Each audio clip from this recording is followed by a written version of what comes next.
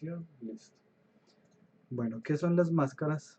Las máscaras, que de hecho pues se utilizan también en programación gráfica y en Photoshop, cualquier software pues básicamente de edición, son unas imágenes que pueden estar en blanco y negro, escala grises. Lo normal es que vamos a hablar de máscaras en blanco y negro, que nos van a servir para indicarnos en qué punto se hace una operación y en qué punto no se hace una operación. Pensemos acá, tengo esta imagen de la izquierda con esas montañitas. Le estoy diciendo, donde esté la máscara, quiero que mejore el contraste y el brillo. Y ese es el resultado, me mejora el contraste y el brillo acá, y el resto de la imagen la ignoro por completo. Yo también pues puedo utilizar la máscara opuesta para esta imagen y luego combinarlas para dejar las dos. Ahorita vemos más de eso.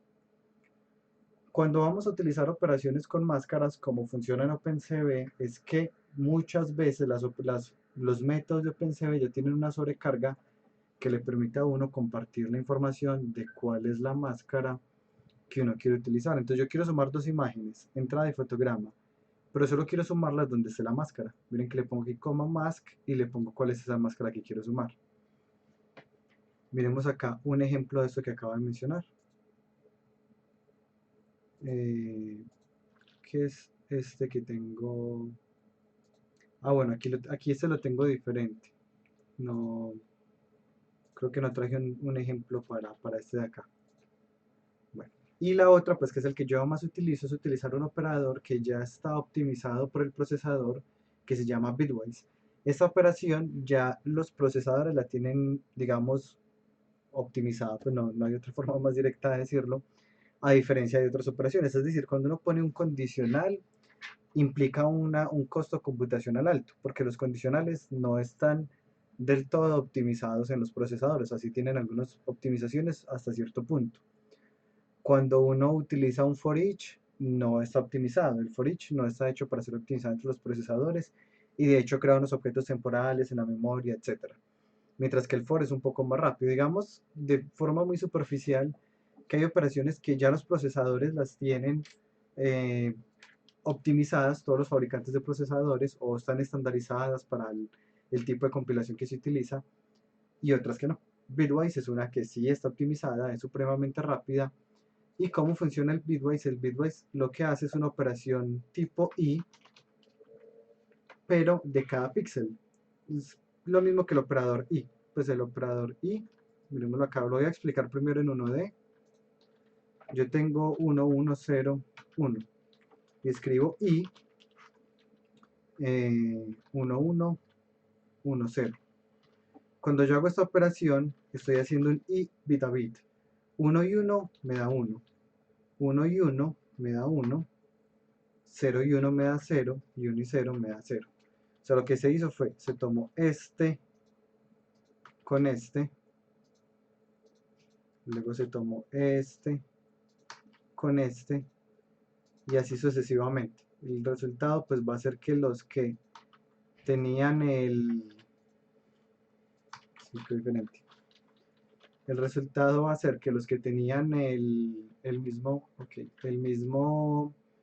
valor, pues 1 y 1, me van a dar 1, y si son diferentes, o si es 0 y 0, pues me van a dar 0. Básicamente piensen en el I con una multiplicación: 1 por 1, 1, 1 por 1, 1, 0 por 1, 0, 1 por 0, 0. Y aquí está el resultado. ¿Qué? Ahí sí habló José la segunda vez, no le escuché.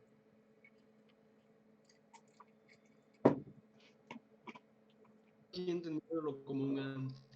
Sí, es un AND literalmente. Este es el operador AND. Y este operador AND, pues aquí está hecho bit a bit. Pero ¿qué pasa si yo no lo quiero hacer con alguno de, pues alguno de eso? Por ejemplo, un binario con otro binario, sino que lo quiero hacer con una imagen. Como pensemos en que esto fueran varias casillas de binario, ¿cierto? Pues esta y esta y esta, pues que al final cada uno de estos, esto es un píxel, esto es otro píxel, esto es otro píxel. Quiero hacerlo con un montón de binarios a la vez. Cuando queremos hacer eso, lo hacemos con el operador bitwise. Y en este operador, pues lo que va a pasar es que se va a hacer una conversión de cada píxel de la imagen. Pensemos en que yo tengo acá una imagen de un triángulo. Esta es mi imagen.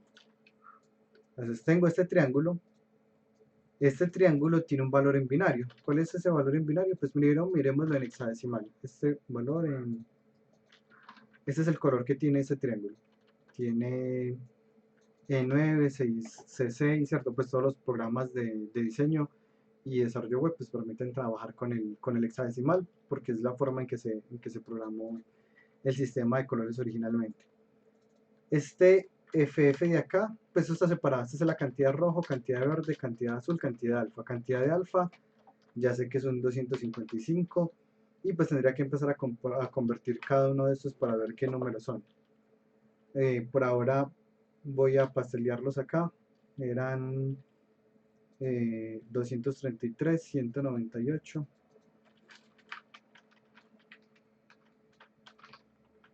y el último es 175. Ese es el valor en decimal equivalente al color de este triángulo. Y este valor pues se podrá expresar en binario. Pues este 233 en binario no lo sabría hacer aquí tan rápido, pero digamos que fuera algo como esto. Luego el 198 necesitaría para esto 8 para representarlo. Luego por acá otro de 8 también. Y así sucesivamente, ¿cierto? Pues algo aquí con 8 bits, 8 bits. Y así, y puedo sacar pues eso para cada uno de estos valores. Es decir, van a quedar 4 números en binario, equivalentes a cada uno de los píxeles de acá. Pues al final ese va a ser equivalente al píxel de acá. Si este objeto va cambiando de color, pues irán variando. O sea, ese es el píxel de acá, pero el píxel de acá es diferente, el de acá es diferente, el de acá es diferente y así. El hecho es que yo a cada píxel pues puedo sacarle el valor en binario. Ahora pensemos en que yo le aplico ese valor en binario de ese píxel con el operador i con otro binario diferente. Y al final me va a dar el resultado de lo que es el operador i. ¿Qué pasa si yo lo aplico consigo mismo? Me va a dar exactamente el mismo valor. Esa es una ventaja porque digamos que la ventaja es que cuando me va a dar, bueno, no me va a dar el mismo valor, me va a dar 1, el i cuando sean iguales y me va a dar 0 cuando sean diferentes. Es así como funciona el bitwise, perdón. Entonces cuando sean, no, estoy equivocado, esperen que me va a tocar buscar para explicarlo bien. Bitwise, porque si es una operación i bitwise, solo que está en binario, no está color y por eso me queda en blanco y negro, ya. Entonces cuando le hago consigo mismo el bitwise, vamos a verla acá, lo que va a pasar es que me va a quedar la imagen, pero en binario. Voy a mostrar acá solo esta partecita. Voy a hacer el bitwise de esta imagen que llamé entrada, voy a mostrar las dos imágenes, voy a mostrar la imagen de entrada y el resultado del bitwise.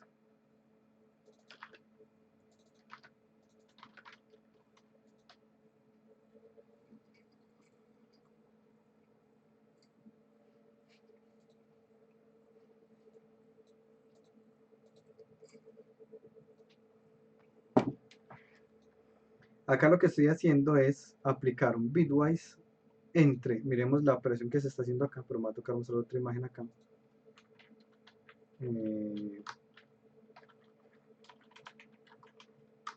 Pero sí, pues ya sé, ya sé por qué me había enredado. El bitwise me va a dar exactamente la misma imagen. Cuando yo hago esta operación consigo mismo, yo separo esta parte de acá para poder mostrarlo. Es porque uno no hace el bitwise en toda la imagen, sino solo en la parte de la máscara. Y ese es como el truco interesante. Entonces, este es uno de los componentes, solo el rojo, digamos el canal rojo, y le hago bitwise consigo mismo, me va a dar exactamente el mismo valor. ¿Por qué? Porque 1 por 1, 1, 1 por 1, 1, 1 por 1, 1, 0 por 0, 0 y así sucesivamente. Siempre me va a dar el mismo valor de entrada. ¿Qué gracia tiene hacer una operación que me va a dar exactamente el mismo valor de entrada? Que esta operación la voy a hacer solo donde hay una máscara. Y en el resto de valores entonces por fuera de la máscara me va a dar 0. Y ahí es donde está la parte interesante. Entonces voy a aplicar a la imagen de entrada esta máscara que voy a mostrar acá. Y es esto. Entonces miremos, esta es la máscara. Ahora voy a hacer el bitwise entre esta máscara y esta imagen de entrada. ¿Cuál va a ser el resultado? Este de acá. Este sería el resultado porque estoy tomando, al aplicar la operación de este y el mismo, me va a dar el mismo resultado, pero solo lo hago donde haya máscara, es decir, donde sea blanco. y en el resto de lugares no lo voy a hacer, es decir, que van a quedar en negro. Esa es aquí la operación con la máscara. Entonces nuevamente, máscara, imagen de entrada, resultados del bitwise entre esta máscara y esta imagen de entrada. ¿Qué pregunta tienen de esto que acabo de explicar, de esta partecita de acá?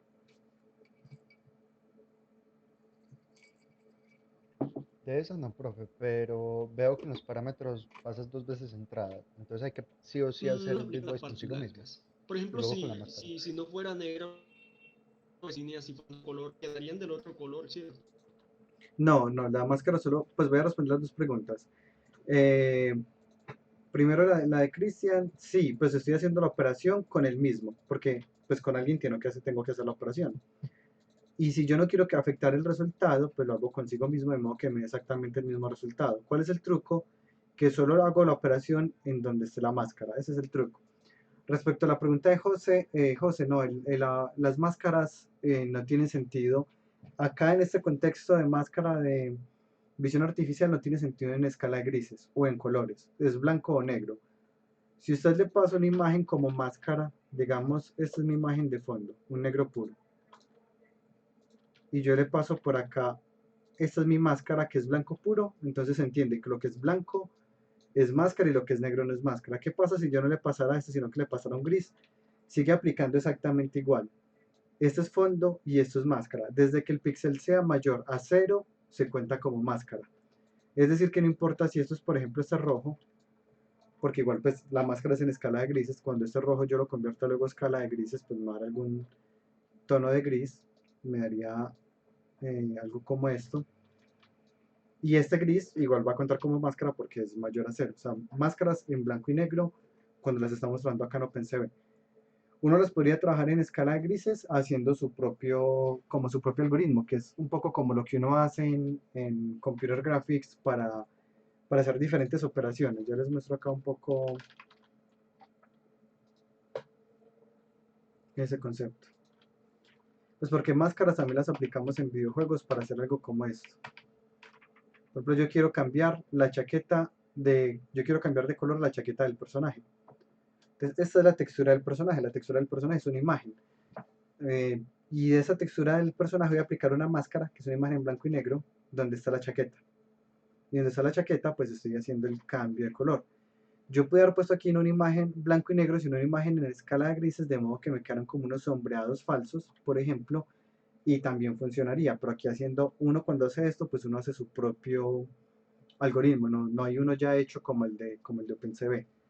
Algo que es interesante es que este curso de hecho tiene varias cositas de visión artificial. No sé si Sergio, que vio ya este curso y está viendo este, le parece lo mismo, que hay varias cositas que se repiten entre ambos cursos, Sí. incluyendo las máscaras. Entonces miremos acá, pues el uso de máscaras, pero aplicado en videojuegos. Pues, por ejemplo, estas en escala de grises.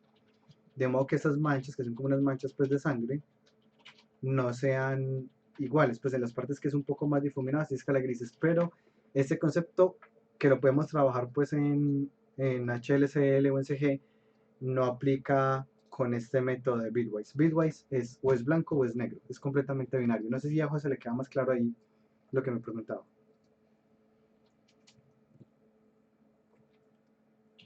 Y lo mismo Cristian, también queda claro que siempre es consigo mismo para no afectar el resultado. Sí, sí, sí. Pensé que la máscara se hacía el bitwise con ese, pero no es la zona donde se va a aplicar, ¿cierto? Exactamente, literal es eso, la zona donde se va a aplicar. Ahora vamos a hacerlo con este y con la imagen de entrada. Perdón, vuelvo y ajusto los parámetros de la cámara.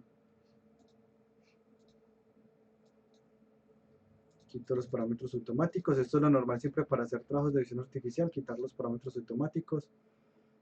Y bueno, esto ya tiene otro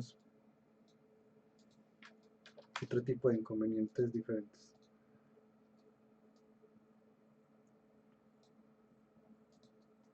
Listo, ahí está. Están apuntando. Yo trato de acomodarme para no quedar tan abajo. Listo.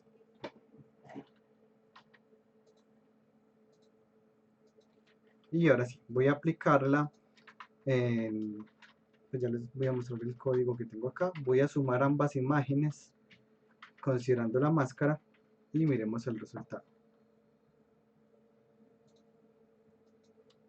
Aquí le borré esto sin culpa.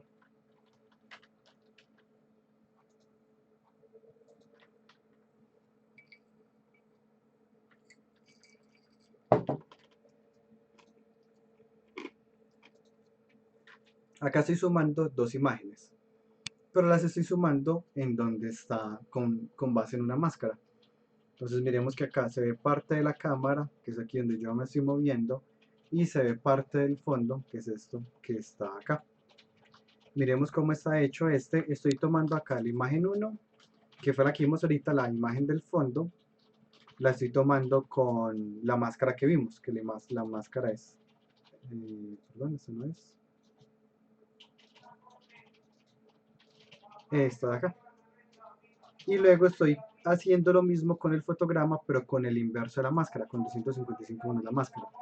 Así que el otro me va a quedar como en los espacios diferentes. Miren, acá está. Acá está. Miren que es exactamente lo opuesto. Entonces aquí estoy tomando esta imagen, esta que estoy mostrando acá con el mouse, y esta es la complementaria, la opuesta. Cuando yo la sumo las dos, ¿qué va a pasar? Que estos van a encajar acá. Entonces la sumo, ya no hace falta ponerle máscara a la suma, porque ya cada una de ellas pues tiene como su hueco correspondiente, va a ser como un puzzle que va a encajar bien. Y bueno, ya después de eso, como vieron, pues van a quedar encajadas. Yo podría cambiar la máscara, voy a dejar de mostrar tantas imágenes. Puedo cambiar la máscara, digamos, por esta de acá.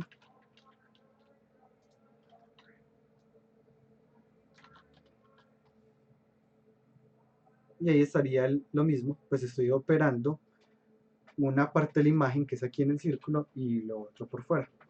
Y es básicamente pues lo que se está haciendo en este momento. Y dicho pues es lo mismo que sería para el croma. ¿Qué preguntas tienen hasta acá con lo que acabamos de ver?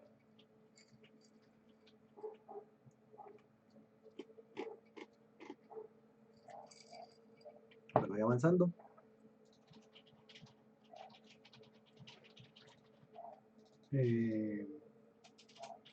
Ese es entonces el que es de detección de fondo. Voy aquí a medio agacharme mientras él calibra. Bueno, ahí quedo yo dentro de la escena. Pero bueno, pues ahí más o menos se nota la lógica de esto. Y es que la máscara la estoy sacando de la resta del fondo con el frame actual.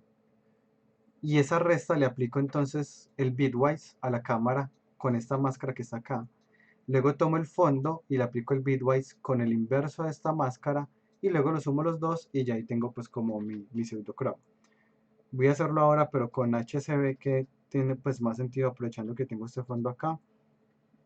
Entonces aprovechemos este que yo tenía acá.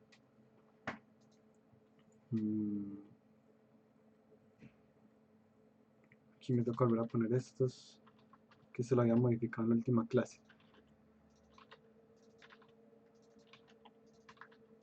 En este lo que tengo es que tengo la segmentación en HCB. Miremos acá. Y tengo bueno, y aquí se está detectando pues también el centroide. Esta parte pues no me interesa mucho. Y acá pues yo podría segmentar eligiendo, por ejemplo, el H, buscando el H que me diera el fondo correcto, ¿cierto? Algo como esto, pues desde acá, por ejemplo, ya se va viendo que ya está quedando medio bien segmentado la tela verde. Y bueno, no sé por qué quedó ese slider tan grande. Voy a revisar qué pasó acá. Se supone que estoy haciendo esta en una imagen que se llama sliders. De pronto poniendo esto desde antes. Sí, listo. Bueno, ya con eso sabemos que puedo entonces separar el fondo acá. Ahí ya básicamente estaría la máscara. La máscara es la parte blanca. Lo negro pues es lo que no es la tela. Ya digamos que ahí está la segmentación. Si quieren ver cómo está hecha, recuerden, convierto la imagen a HCB, esta fue la clase pasada. Tengo esos sliders que me dicen el H mínimo es el mínimo, el mínimo, etc. Utilizo un InRange con esos valores.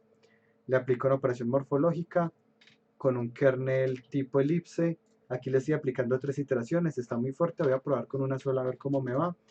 Y algo que me faltó, que es muy importante incluir en todos los proyectos, que creo que en este sí no me faltó, es suavizar, hacerle un Gaussian blur a la imagen. Esto sí es bien importante. Entonces voy a decirle al fotograma que va a hacer un Gaussian blur del mismo. Dejémoslo solo de 3×3 para reducir el ruido y mejorar la calidad de la imagen. Aquí no lo tengo que convertir a escala grises, esto lo puedo dejar así. Y bueno, pues si se nota un poco difuminado, lo puedo mejorar igual la resolución de la cámara, que no estoy utilizando el máximo, pero por ahora no me interesa. ¿Qué me interesa? Esta salida de acá de la operación morfológica es lo que se va a comportar como mi máscara. Voy a llamar a esto máscara. Mask green.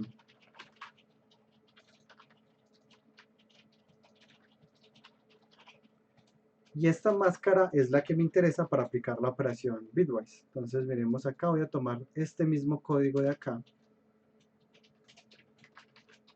Y lo que voy a hacer es tomar una imagen. De hecho, utilicemos esta misma imagen de acá. Allá la tenía acá. Esta misma imagen. Y voy a aplicarle un bitwise en esta máscara que acabo de encontrar acá. Y vamos a mostrar ese resultado. Esta imagen pues tendrá que estar en la misma carpeta, si no, no va a funcionar. Voy a ver si sí está acá, sí la tengo ahí. Y acá entonces cuando yo empiece a segmentar,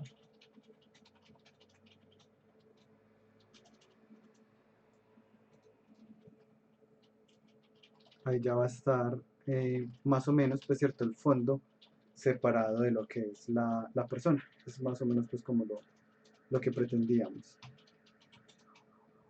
Acá, perdón, yo miro si no tengo ningún error acá, que este se llama Hmax. Es muy raro porque los puse al revés, BCH, BCH. Aquí sí puse HSV, HSV, pero aquí los puse. ¿Errores en qué, Gio? No hay error, sino que lo puse al revés, pues puse no HSV, que es lo normal, sino VSH, pues, pero no afecta nada, solo que no sé por qué los puse así al revés, no sé qué pasó, pero igual no cambia nada, y de hecho acá los puedo cambiar acá y no hay tampoco ningún problema. HSV, HSV. Bueno, ya tengo acá, aquí tengo un error, estoy poniendo esto antes, listo. Ya tengo mi segmentación, ya tengo mi bitwise. Ahora voy a hacer el bitwise de lo que ve la cámara. Voy a llamar a esta imagen 2 y voy a hacer el bitwise, pero de lo que ve el fotograma, con el mismo fotograma aplicado en el inverso de la máscara. Y ahora mostremos ese de ahí. Vamos a mostrar pues de hecho los dos. Imagen 2. Y bueno, aquí tengo entonces imagen 1, imagen 2. Como no hay máscara, el inverso de la máscara es completamente vacío. Vamos a poner acá ahora sí a empezar a señalar. Entonces miremos que acá, bueno, aquí está al revés.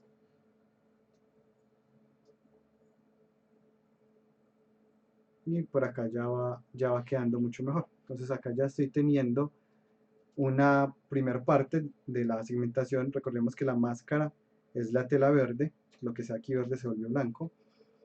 Ya acá me estoy viendo con digamos, el bitwise entre el fotograma y el inverso de esa máscara.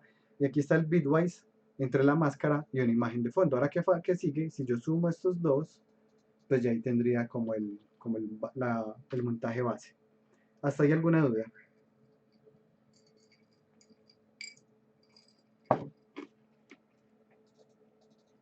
Voy a ponerles unos nombres más distintos. Este va a ser el background, porque este es el fondo, y este es el foreground, porque es el frente, es donde está la persona. y voy ahora a sumar los dos. Lo voy a llamar output igual a la suma entre el fondo y el frente. Y voy a mostrarlo acá también. Si se difumina la máscara, ¿queda mejorcito o se daña? El problema es que como estamos utilizando Bitwise, no daría. Yo para el de escuela de verano lo que hice fue no utilizar Bitwise, sino yo mismo implementar con mi algoritmo de máscara para poder hacerle un difuminado. Porque si no, no, nada. Pues lo que hice fue esta máscara, pensemos en que la máscara la tengo súper difuminada. Y lo que hago es, pongamos acá, digamos que acá yo tuviera esta imagen de acá, este cuadrito. Digamos que esta es la máscara en la que yo quiero hacer el montaje. Esta es una imagen y la otra imagen, que es con la que voy a hacer el montaje, es esta de acá. Lo que haría uno es ese difuminado, ponerlo así, digamos, restárselo a esta imagen. Es decir, que esta imagen, pues voy a copiarla por acá, duplicarla, me quedó así. Y acá le aplico el difuminado a esta imagen. Esta es la segunda imagen, la que yo quiero combinar. Entonces le pongo a este difuminado de acá, me quedó. Y luego los combino los dos. Y ya no me quedaría tan brusco porque hay un difuminado que me los está conectando. Esta es, digamos, la lógica detrás de una máscara difuminada. Es con restas, le resto a este la máscara difuminado, a este se la sumo y luego las opero las dos y va a quedar más suave. En el caso de escuela de verano específicamente, yo difuminé, pero el difuminado que utilicé, como yo sé que aquí va a estar pues en la parte de los bordes de la persona, lo que hice fue difuminar a alfa. Entonces, mientras más difuminado estuviera, más transparente era. De modo que cuando yo me apoyara contra una superficie, como la mano se difuminaba, no se notaba tanto. Pues los bordecitos eran transparentes. Todo uno tenía un borde transparente que hacía que se viera menos brusco. Acá este es como es más sencillo, pues no estamos haciendo nada con difuminado. Ahora voy a volver a acomodar los umbrales. Aquí necesito que en background me quede el fondo.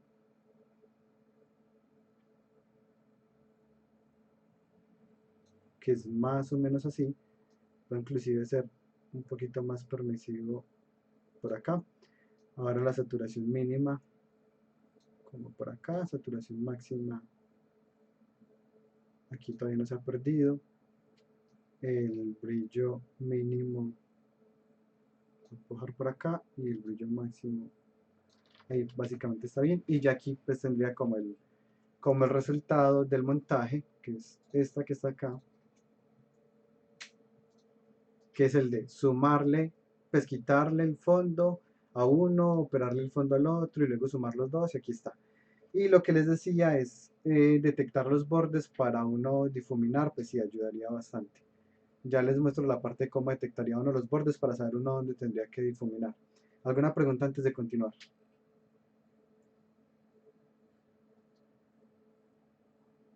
No, continuemos entonces. ¿Cómo puedo yo detectar los bordes? Pero solo me interesan los bordes externos. Lo puedo hacer con las mismas operaciones morfológicas que fue lo que vimos en la clase pasada. Voy a utilizar entonces la imagen que se llama, la operación que se llama Arrow,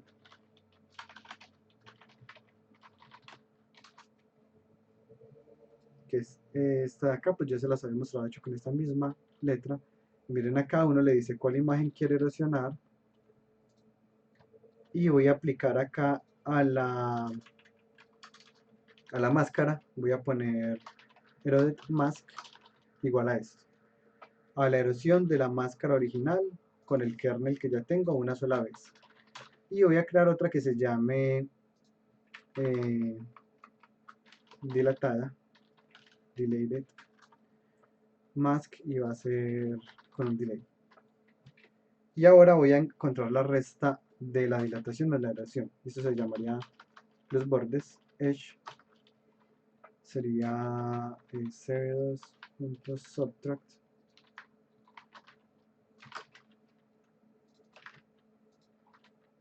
de este, coma este. y quiero mostrar esta imagen acá.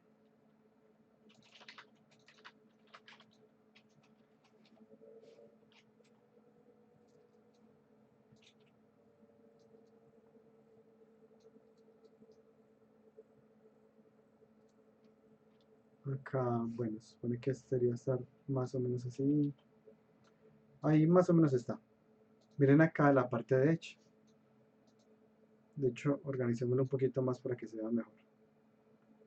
En este background debe verse todo el fondo. O sea, debería ser como hasta acá. Pero no debería verse la persona.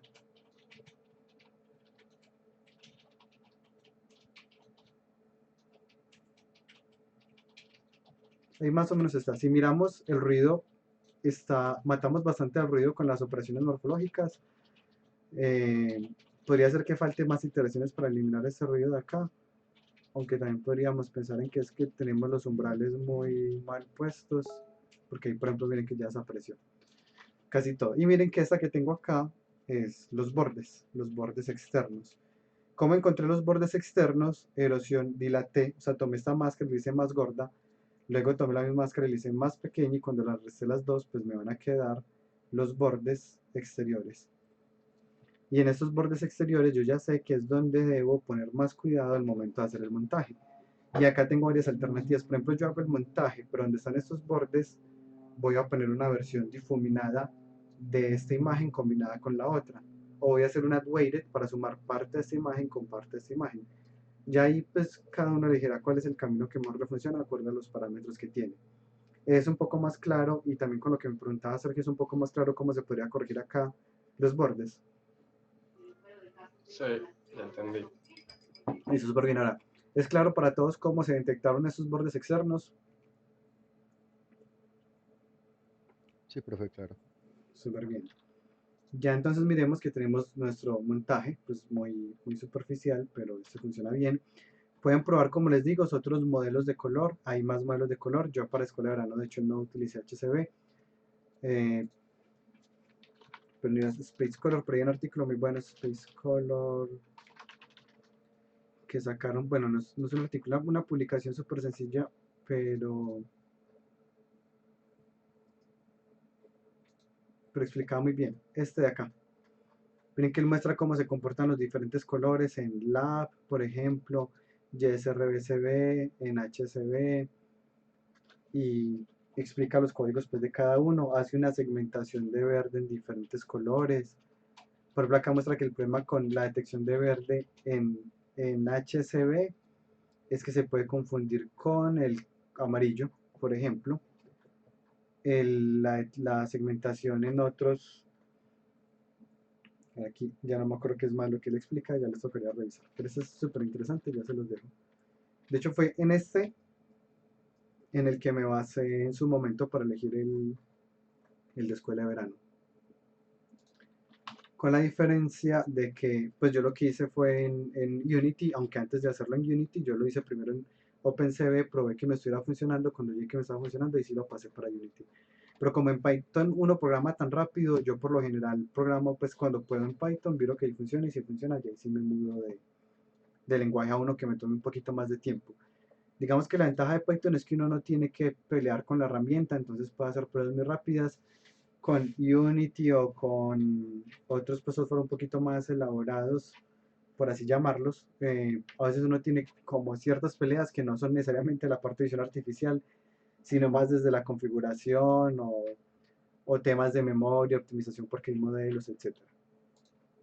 Entonces me gusta como esta estrategia de mantener Python para prototipar fácilmente. Bueno, ese fue el concepto de máscaras. Ya voy a pasar a otro tema, pero pues quiero saber si sí está claro este antes de pasar. Aquí igual pues está este ejemplo, entonces se segmenta esta pelotica, esta es la pelota segmentada, se le aplica la máscara de la pelota segmentada a esta imagen, el inverso de la máscara se le aplica a este, se suman las dos imágenes y ese es el resultado. ¿Alguna pregunta de lo que acabamos de ver?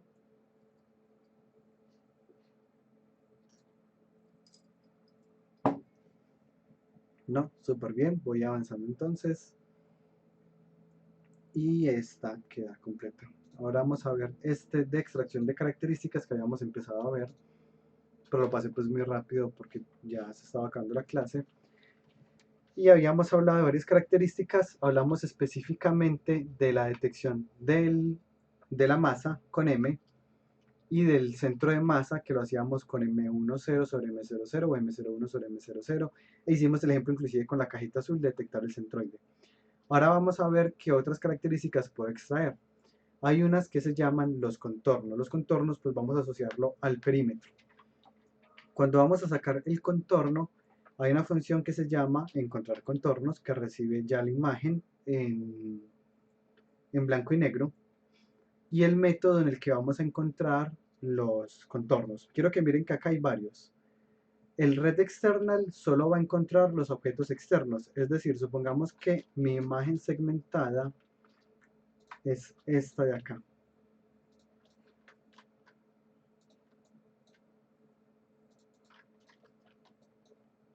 Pero esta imagen segmentada tiene unos huequitos. Cuando yo le paso esta imagen en blanco y negro al método FindContorns y le digo external, él ignora completamente los huecos. Él solo toma esta parte de acá. Y de hecho, pues él tampoco toma el relleno. Él solo le interesa los contornos, es decir, que él toma algo como esto. Y eso es lo que él almacena. Él lo que almacena, de hecho, no es la imagen. Él almacena un arreglo dependiendo de este último parámetro que se llama aproximación simple. Dependiendo de la aproximación, pues guardará más o menos datos. Acá lo que haría es que empezaría a guardar un montón de punticos que me van a permitir a partir de este arreglo de datos recuperar la forma original. Es como que empezó a guardar punticos y él ya sabe que esos punticos están conectados a través de unas líneas rectas. Mientras más puntos, pues más preciso. Pero bueno, pues aquí por velocidad lo voy a simplificar más. Es decir, que si él, por ejemplo, va a guardar un cuadro y el cuadro está muy bien hecho, solo necesita guardar 4 puntos, porque los 4 puntos ya están conectados por esas líneas. Así es más o menos, esos puntos verdes, que es un arreglo de coordenadas, posición, no sé, 1, 0, 0, 2 o lo que sea, todas esas coordenadas las guarda en un arreglo de contornos. Es decir que, nuevamente, solo me guardaría esto que estoy señalando acá con rojo. Si yo en cambio utilizo un método diferente, que son por ejemplo el redcomp, me guardaría 4 objetos separados. Es decir, él me guardaría esta imagen, volvamos a la imagen original, que era esta de acá. Si yo a este le utilizo el completo, va a decir, esto es un objeto, esto es otro objeto, esto es otro objeto. Y este es otro objeto. Y de cada uno de estos objetos va a hacer eso, va a guardar un arreglo de coordenadas. Aquí va a guardar otro arreglo de coordenadas, aquí otro y aquí otro. Y es lo que haría, que harían 4 arreglos de coordenadas con los 4 objetos separados. Es básicamente como lo haría. Cada uno de estos pasaría a ser un objeto diferente. De estos contornos que ya encontramos, sea que encontremos completos o solo cada uno de ellos, vamos a poder utilizar algunos métodos, como por ejemplo Bonding Rect. Bonding Rect es muy útil porque el Bonding Rect nos va a dar la figura que más, perdón, nos va a encerrar la figura en un cuadrado. Pensemos en que yo lo que estoy segmentando es la persona, perdón, o la mano o lo que sea. Estoy segmentando la persona en dos aquí. ¿Sí?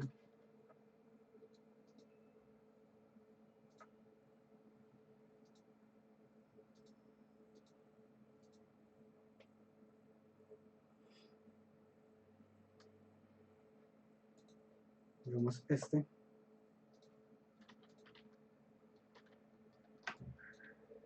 Esta persona es lo que estoy segmentando.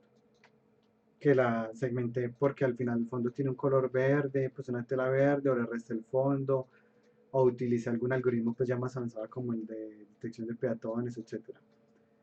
Esto de acá, cuando yo le aplico pues cuando le mando esa imagen en blanco y negro, encuentro los contornos y luego le digo que me encuentre el Bonding Rect, lo que va a hacer es que va a encerrar a la persona en un cuadro que sea lo más preciso que él pueda, o sea, el cuadro más aproximado que él pueda a la persona. Pensemos en que ya con esto inclusive yo puedo tener todo tipo de interacciones diferentes. Supongamos que yo tengo un juego en donde la persona debe esquivar eh, unos animales, ¿cierto? Por acá, o unos láser. Entonces por acá viene un láser y sale disparado y aquí pues me pegaría, por ejemplo. Pero si la persona se agacha, ¿qué va a pasar? Que el bonding rect pues también se encoge y esto va a seguir derecho. Entonces, ¿qué información sería la que yo utilizaría? Podría ser que si el alto del bonding rect es inferior a un umbral, pues yo presione la flecha de abajo. O si lo estoy haciendo yo mismo en Unity, pues le mandaría las coordenadas del bonding rect para ajustar el box collider del personaje que tenemos. Como pues una de las múltiples interacciones que yo podría tener con esta metodología. O lo mismo, lo de esquivar. Entonces yo estoy por acá moviéndome en toda la pantalla esquivando.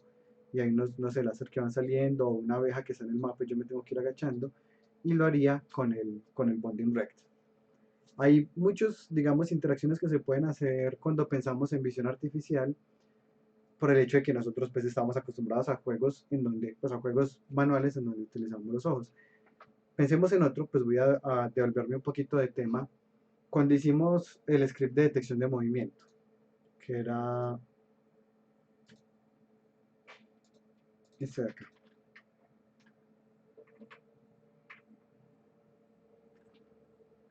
Aquí lo tenía. eh, no, este no es. Este sí es.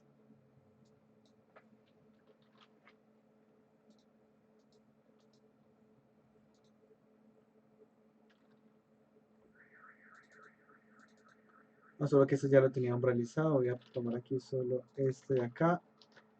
Y no voy a ponerlo de las teclas. Este fue el que hicimos con Badlands.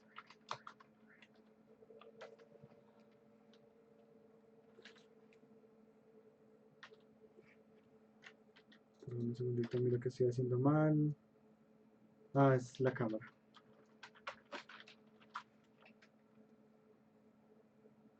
Ahora sí.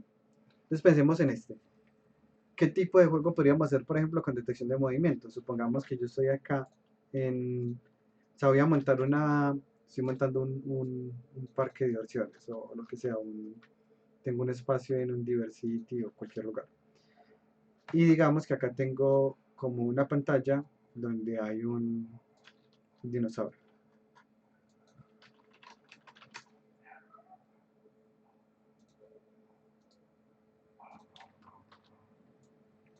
Entonces, este dinosaurio tiene un campo de visión, que podría ser pues como un conito.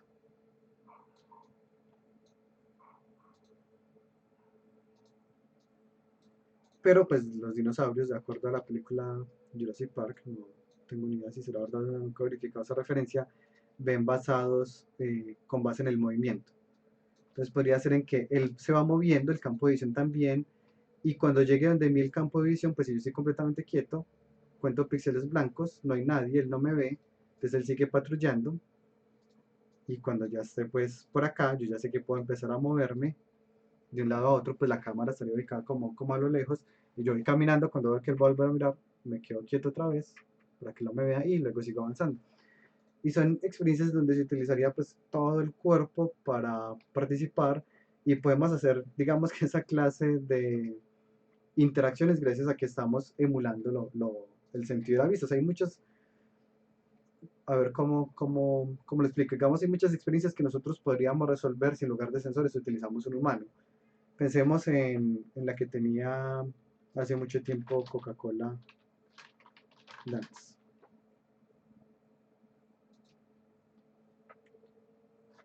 Mm, ¿Cómo se dirá? Máquina dispensadora. Pero bueno, aquí lo encontré. Este, por ejemplo, era bailar frente a la máquina de Coca-Cola, y si no bailaba, le daba una Coca-Cola gratis.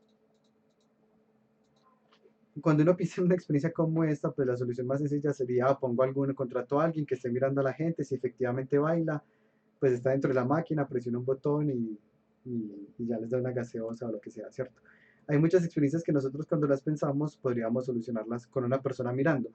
Pero la gracia, digamos, de la visión artificial es precisamente eso. Podemos remover a la persona mirando, podemos utilizar un computador, solo que el computador está mirando. Y vamos a utilizar lo que ve el computador, que es la cámara, para tomar ciertas decisiones, como por ejemplo, si había alguien o no bailando. O Este, sea, suprimir empleos. ¿qué? Suprimir empleos. Sí, sí, pues de hecho, ese es parte del concepto de la ingeniería y es muy importante, o sea, eso es uno de los, del core, pues como del corazón de la ingeniería, es eso, es remover empleos que son, digamos, rutinarios, donde no se explota el pensar, digamos que el fuerte del ser humano es precisamente que el ser humano, a diferencia de una máquina, es creativo, puede pensar y resolver ciertos tipos de problemas que a las máquinas actuales les costaría mucho o simplemente es imposible. Trabajos asociados al arte, por ejemplo, a la toma de decisiones, a estructurar y dirigir proyectos, a crear ideas para crear, no sé, un videojuego, una experiencia, lo que sea, pues digamos que con la tecnología actual no lo podría hacer una máquina, un humano sí.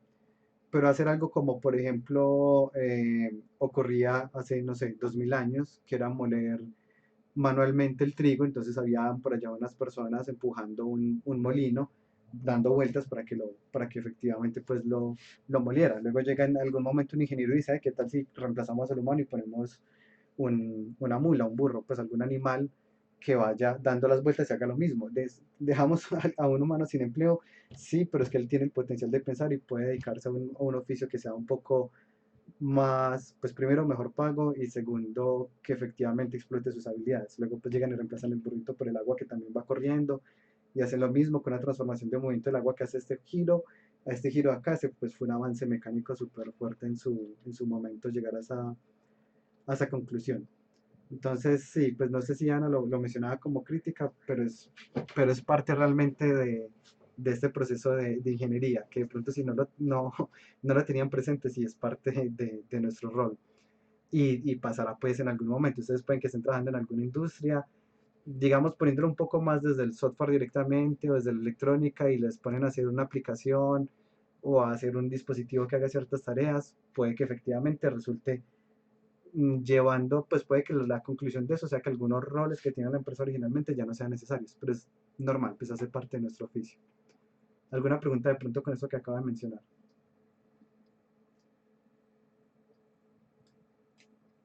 ¿No? Bueno, continuemos. Ahora, como les decía, hay muchas interacciones que se pueden hacer. Esta, de hecho, pues, como uno de los proyectos que se puede trabajar me parece interesante, lo de utilizar la detección de movimiento para toma de decisiones, entre muchas otras que se pueden hacer. Ahora, continuando acá donde íbamos, que era extracción de características, les decía que el bonding rec nos va a permitir encerrar un cuadrito, perdón, un rectángulo al área segmentada, pues ya después de tener los contornos. Bonding rec recibe como parámetro los contornos. O podemos encontrar el perímetro como arc length de los contornos. Y ya con eso, pues es bien interesante porque podemos aplicar la operación matemática que les decía, que es área al cuadrado sobre perímetro al cuadrado, que ya sabemos cómo encontrarlo con eso que les acabo de mostrar sobre el área, y esto se conoce como compacidad y nos va a dar una información muy importante respecto a la relación que hay, por ejemplo, como les decía, una mano abierta, una mano cerrada, o si es un cuadro, una estrella, un triángulo, un círculo, van a tener también compacidades diferentes, indiferentes si lo acerco o lo alejo a la cámara. Entonces pensemos, es que yo voy a hacer una aplicación para un juego para computador en donde que sea para niños, y lo que van a hacer en la aplicación es que ellos van a aprender a diferenciar las figuras geométricas. Entonces el niño lo que hace es que apunta pues con la cámara aquí abajo a la mesa donde él está trabajando y el programa le dice, tráigame algo rojo. Y él va y lleva algo rojo y se lo reconoce, tráigame algo que sea un triángulo. Y va y se lo lleva. Lo segmenta pues como respecto al fondo, que puede ser que lo haya hecho por algún algoritmo bien complejo, simplemente le tomó una foto a la mesa al principio y se la resta a cada frame nuevo y dice así, eso efectivamente es un triángulo, etc. Hay muchos elementos que dependen completamente de la vista, pues son los que uno se ayuda mucho con la vista, uno, pues como humano, cuando está aprendiendo, uno como profesor, cuando está enseñando también, pues como esto es lo que está viendo, uno señala, de hecho uno cuando le está enseñando a un niño, uno pues señala mucho para mostrar las diferentes formas, y es algo que podemos ir haciendo, y miren que esto es súper sencillo, o sea, es lo que hemos visto hasta ahora, pero extraemos un dato adicional que es la compacidad, y ya nos va a permitir diferenciar varios objetos. Algo interesante es que a veces cuando segmentamos nos va a pasar que nos quedan unos huecos en la imagen segmentada. Digamos que esta fuera la imagen que yo segmenté. Es este círculo de acá. Pero en este círculo me quedó una manchita negra que no pude segmentar bien. Por ejemplo, porque yo estoy haciendo un croma y resulta que la persona tiene algo verde en la camisa. No sé, tiene una camiseta de Monster Inc. y aquí estaba Wozowski. Entonces, esta parte de acá quedó sin segmentar. Esta parte sí quedó sin segmentada y esta no. ¿Qué podemos hacer cuando utilicemos Drawn Contours? Nos va a resolver ese problema porque cuando yo le digo solo tómeme los contornos externos, él borra esto. Luego le digo dibújeme los contornos y me dibuja esto ya sin el hueco. Y luego le digo utilíceme esto como máscara, ya la segmentación me va a quedar perfecta sin ningún hueco por dentro.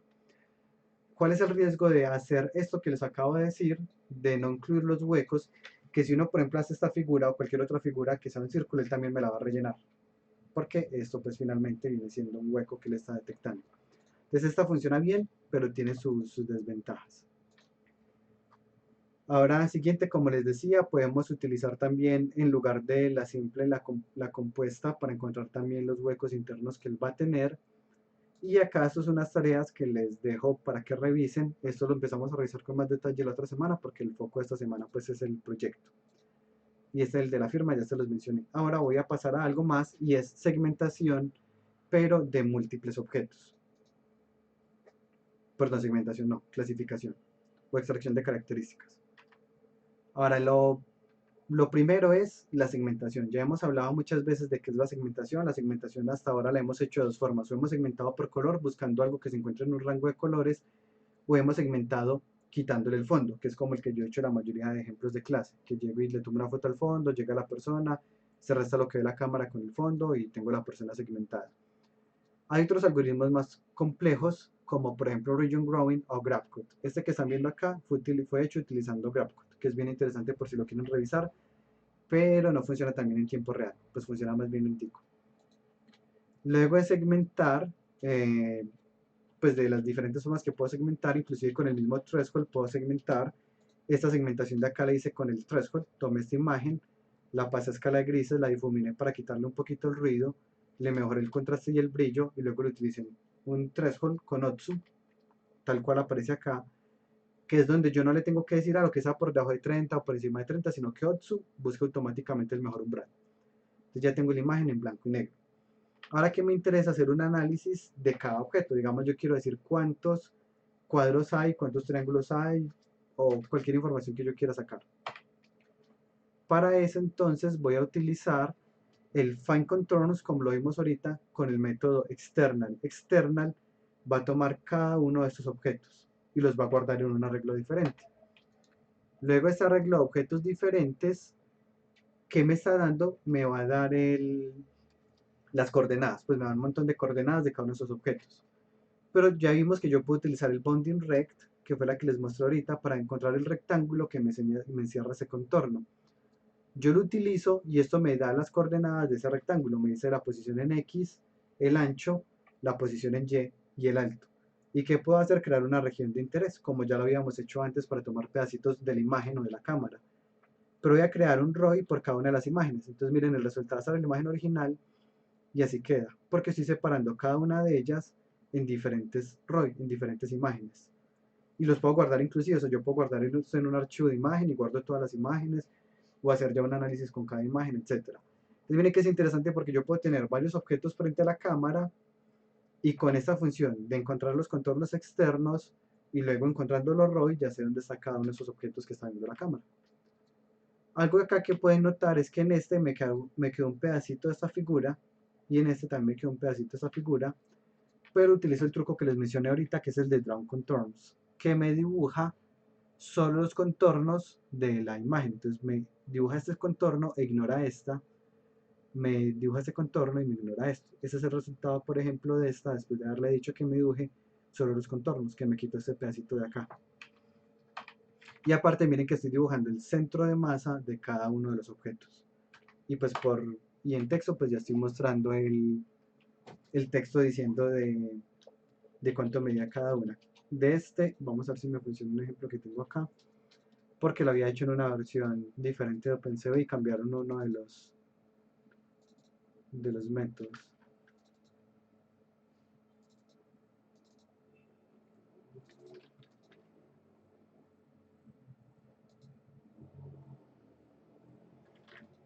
Me está fallando un momento, perdón.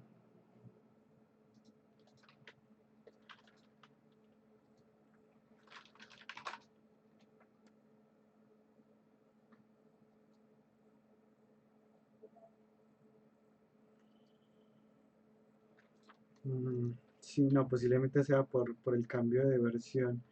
Hay un cambio interesante para cuando miren los ejemplos y fue con esta función que se llama encontrar contornos, que es de hecho pues el core de esto, y es que la cambiaron los parámetros perdón, lo que él retorna en una versión de OpenCV a la otra. Este ejemplo lo tengo montado en otra, pero ya voy a mirar específicamente si el error se me salió ahí. Aquí está en Gaussian Blur, pero de hecho aquí está diferente, aquí está en apenas empezando, quizás sea que la imagen no estaba ya. Puede ser que sea un error muy sencillo.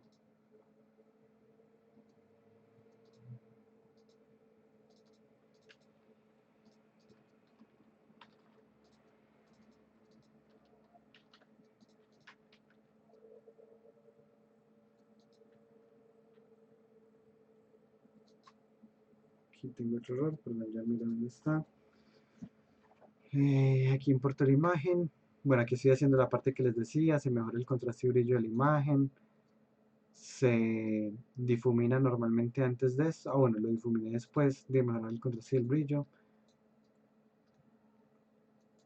Le hice el threshold con Otsu como les mencionaba. Y supongo que el error está por acá. Entonces voy a comentar esto para mostrar lo que va hasta acá y ya voy a buscar dónde está el error. Aquí está la imagen de entrada y ya les voy a mostrar la imagen binarizada.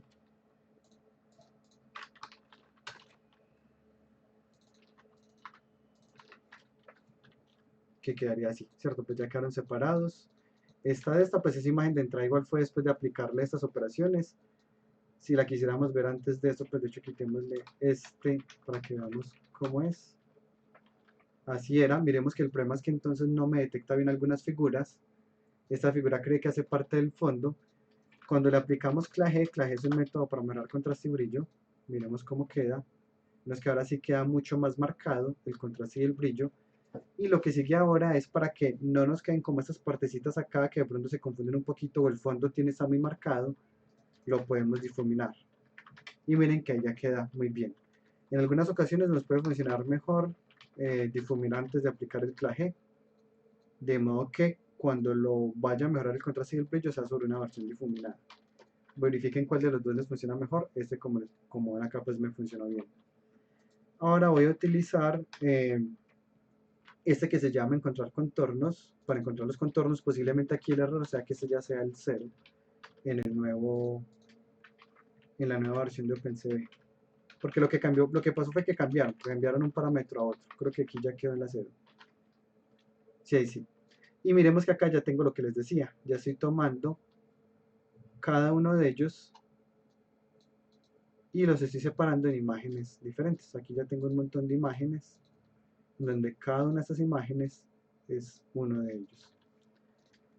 Acá para eso pues yo tengo los contornos que los extraje con encontrar contornos, ya como les decía el external, de modo que no me encuentre los huecos que de pronto tenga. El parámetro 0 porque él me retorna varios objetos, solo me interesa realmente el parámetro 0 que es el que tiene los contornos. Voy a recorrer desde 0 a los contornos, voy a guardar cada contorno pues aquí en esta variable, realmente esto pues ahora yo puedo trabajar con contorno i. Estoy guardando aquí el contorno que estoy analizando en este momento, que lo podemos ver de hecho en el explorador de variables. Esto es un contorno, estos son los contornos, miren que acá tienen unos arreglos de coordenadas.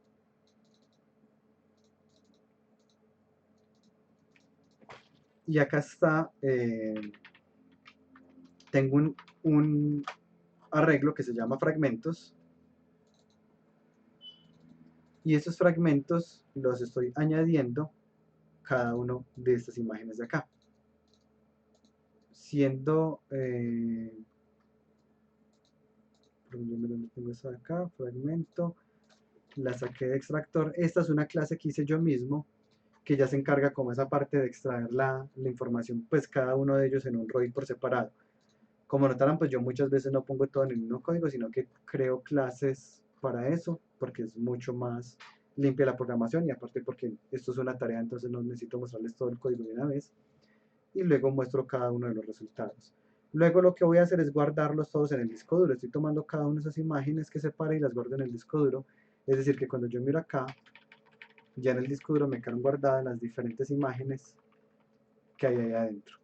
Este análisis funciona bien en tiempo real, es decir que, como les digo, yo puedo tener aquí la cámara, tener el juego con 3 pelotitas de colores diferentes, una verde, otra morada y una roja, las segmento todas y luego con el encontrar contornos las tengo cada una de ellas, o inclusive las 3 pueden ser verdes, porque como la imagen segmentada igual me va a dar los contornos separados de ellos porque no están conectadas, entonces puedo utilizar por ejemplo 2 pelotitas verdes, son 2 objetos. Cuando las junto muchos, pues me da un solo objeto porque los píxeles están conectados y esa podría ser otra interacción diferente. Diciendo, hay un objeto o hay 2 objetos o hay 0 objetos y dependiendo de eso haga una cosa u otra.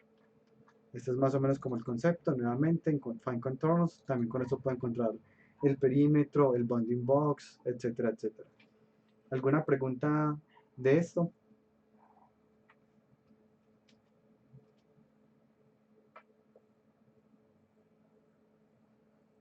Si no hay más preguntas, entonces doy por